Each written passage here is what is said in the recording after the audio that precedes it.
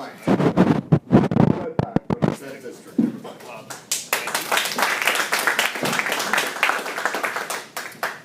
Let's face it, the best thing to ever happen to the Libertarian Party of Virginia was the Ron Sarvis campaign for governor in 2013.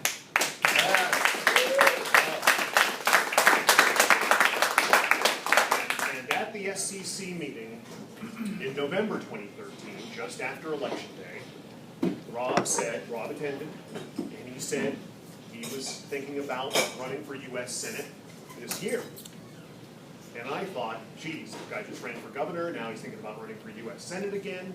I thought about having him involuntarily committed. But I thought about it, decided that would be illebertarian, so I didn't do it. Then, Rod came up with the idea, plan, to run, and the most I think we've ever had in 1 year, previous to this year, was 4 candidates, I believe, for U.S. House in 1 year. Rob came up with the idea, said, let's try to run a full slate for U.S. House statewide. And I thought, geez, maybe I should have had him voluntarily committed. But we pursued it. We didn't make it all the way, but we made it on in 7 districts. I wasn't planning to do this year. I wasn't really thinking in 2013, oh, I'm going to run for office again in 2014. But when Rob began talking about having candidates in all U.S. House districts, all 11 in Virginia this year, I thought to myself, geez, what if we get on in every district, but we don't have someone in the 10th congressional district? And I thought, maybe somebody would notice that we didn't have a candidate in the 10th district. And that's when I decided I had to run. I had to run in the 10th district this year in support of Rob's effort, running for U.S. Senate, and in support of the plan to have statewide. Someday we're going to have statewide for U.S. House. Maybe we'll have it in 2016. I hope so. What I am trying to emphasize is this, that we are winning in certain ways. In certain ways, the Libertarian Party, the Libertarian movement is winning. I think right now, we're mainly winning on social issues.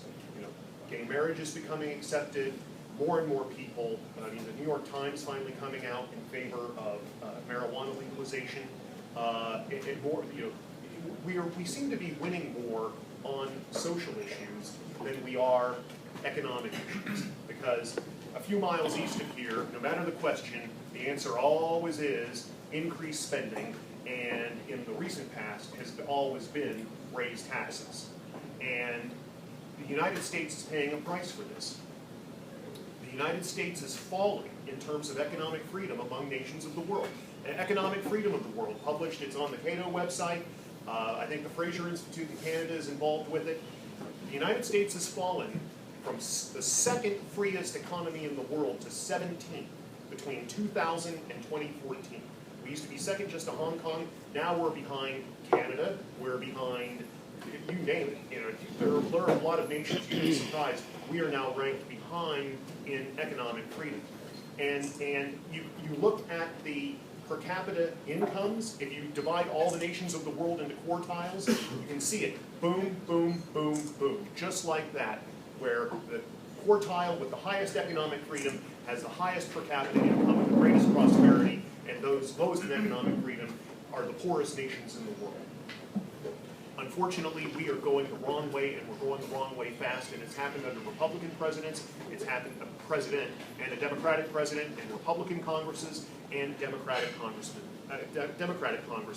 And the thing is that economic freedom really is the underpinning for all our freedoms. If you've never seen the Ken Burns documentary on Huey Long, I highly recommend it. We've got 90 minutes to spare sometime.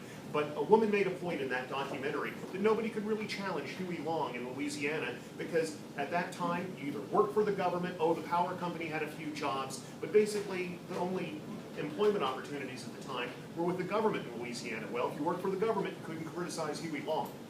And I remember a sad story within the Libertarian Party once, how this college-age girl was all excited about getting involved in the Libertarian Party until she told her parents, and then her father reminded her who was paying for her college, and if she wanted continued subsidization of her college education, she better not get involved with the Libertarian Party.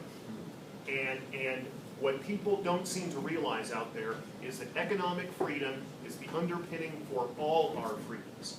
And this nation is not paying enough attention to that right now. That's the message one of the messages I'm trying to spread with my campaign.